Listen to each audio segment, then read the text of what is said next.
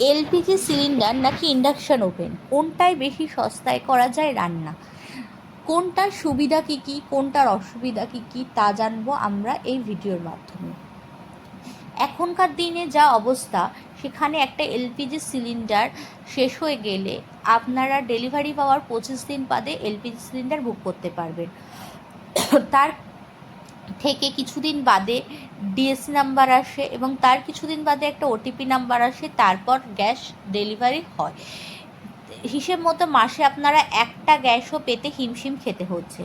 সেই অবস্থায় ইন্ডাকশান একটা ভালো রান্নার ক্ষেত্রে বিকল্প ব্যবস্থা, যেখানে মানুষ সহজেই রান্না করতে পারে। কিন্তু এই ইন্ডাকশানের কিছু সুবিধাও আছে, আবার কিছু অসুবিধাও আছে। তাহলে এলপিজি সিলিন্ডার নাকি ইন্ডাকশান, কোনটায় সস্তায় রান্না করা যায়, এই প্রশ্নের উত্তর মোটেই সহজ নয়। বর্তমান কলকাতায় 1000 টাকার মধ্যে ঘোরাফেরা করছে এলপিজি সিলিন্ডারের দাম।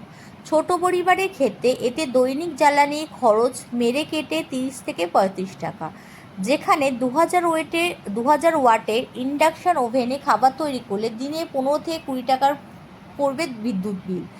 ফলে সাদা চোখে এলপিজির থেকে ইন্ডাকশানই বেশি সস্তা মনে হওয়াটাই স্বাভাবিক। কিন্তু ইন্ডাকশান ওভেনে রান্না করার বেশ কিছু অসুবিধা রয়েছে।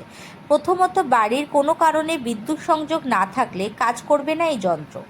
দ্বিতীয়ত, অনেক লোকের জন্য বেশি পরিমাণে রান্না করতে গেলে ইন্ডাকশান সম্ভব নয়। জলখাবারের ম্যাগি বা 2-3 জনের জন্য ভাত এতে দিব্য ফুটিয়ে নেওয়া যেতে পারে।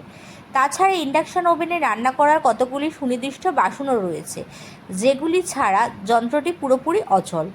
অন্যদিকে পরিবারের সদস্য সংখ্যা বেশি হলে এলপিজি সিলিন্ডারের কোনো বিকল্প নেই।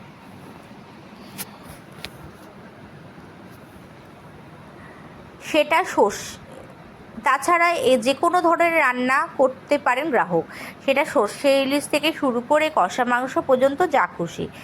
ভাপা থেকে পাতুরি, পিঠে পুলি থেকে পায়েস কিংবা পুজোর ভোগ শব্দ করে রান্নার সুবিধা আছে এলপিজি সিলিন্ডারে। তবে এতে দ্রুত তৈরি করা যায় না খাবার। বিশেষজ্ঞদের কথা, ইন্ডাকশান ওভেনে অনেক তাড়াতাড়ি খাবার তৈরি করা যায়। এছাড়া এটি পরিচ্ছন্ন এবং কেতাদুরস্ত। যদিও রান্নার জ্বালানির ক্ষেত্রে এখনও বাজার আসন ধরে রেখেছে এলপিজি। ফলে ঘুরিয়ে ফিরিয়ে দুটোই ব্যবহার করতে পারেন ছোট মধ্যবিত্ত পরিবারের সদস্যরা। তাতে বিদ্যুৎ বিলও যেমন বেশি আসবে না, তেমনই আবার বাঁচবে এলপিজির জ্বালানিও। আপনারা অবশ্যই জানাবেন, আপনারা কি এলপিজি সিলিন্ডার ব্যবহার করছেন, নাকি ইন্ডাকশান ব্যবহার করছেন, নাকি দুটোই ব্যবহার করছেন নিজেদের সুবিধার্থে।